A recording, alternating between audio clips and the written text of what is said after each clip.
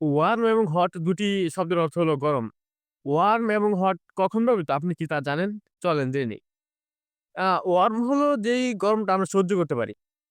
যেমন "the weather is worm" মানে আবহাওয়াটা আমাদের জন্য সহ্য করার মতো একটা বা কমফোর্টেবল বা ভালো লাগে। আর হট ব্যবহার হবে যেটা একদম সহ্য করা যায় না।